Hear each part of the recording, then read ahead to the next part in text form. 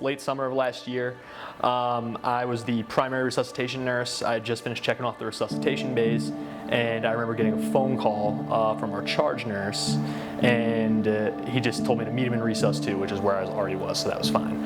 And he kind of appeared in the doorway, and his phone rang really quick, and he started talking on the phone, and I could tell something was wrong. And then he turns and looks at me and said, "A police officer's been shot in the head." I just got up. I left my stuff there. And I ran.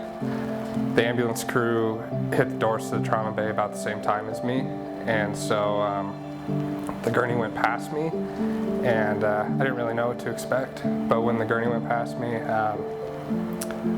the officer, his eyes were open.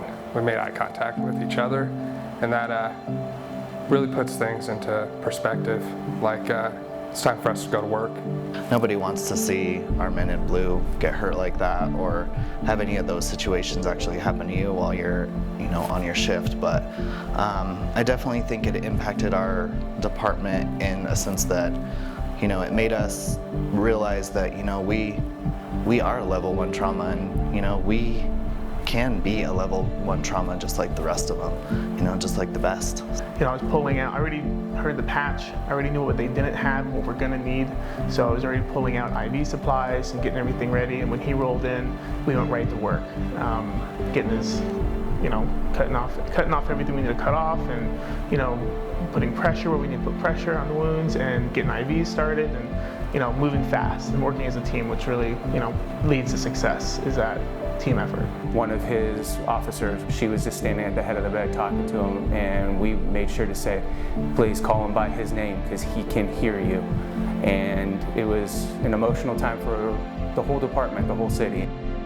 We had the bomb cyclone here in Colorado Springs. I guess it would be called the storm of 2019. And it devastated so many people in so many ways, but here at UCHealth, we had just all of our team, we knew what was going to happen, pretty drastic as far as having the employees pull together and needing to get that team on the floor at a time where we couldn't get people in. A few days before the event happened, there was lots of news going on about how bad this was going to be. We started to do some preparation, albeit perhaps not enough initially, but we really got things pretty organized within 24 hours before the event. We started going around asking our teams if they could spend the night, if they were concerned about getting in, that we would absolutely offer them a place to stay, a place to sleep. Our director of supply chain went out to all of the local Walmart stores in his truck, picked up every air mattress, I think, in the city of Colorado Springs so that our staff would have some place to sleep should they need to.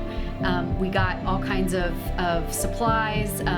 We didn't really have medical supply issues, but we wanted to make sure we had all of the equipment and supplies we needed for staff that were potentially going to stay for 24 or 48 hours. And so that's kind of how we started the process.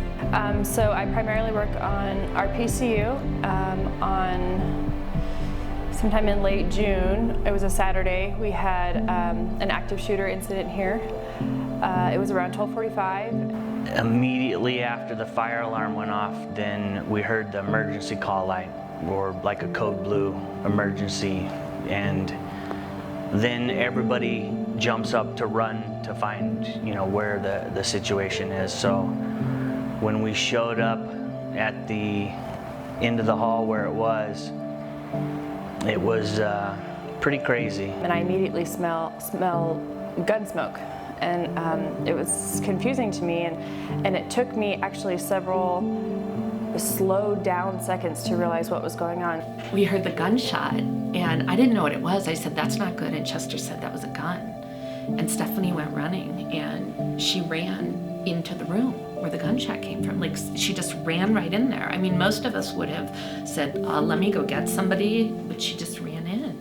All the nurses, the therapists, the security, I mean, everybody that was there, the nurses' assistants, inside the room, everybody just did what needed to be done. There wasn't, yes, it was hectic, but it's understandable. But everybody was putting the patients first and the patients and families first, including outside of the room. We are beyond grateful. We can't say thank you. And I know the staff here would say we're just doing our job, but you can see it's more than a job for us. And I know on that day, they would say we were just doing our job. This is the reason that we're here. You know, when we were really needed the most by someone in our community, a police officer in our community, someone that protects us, and we were there. And we weren't only there, we performed at the highest level we could.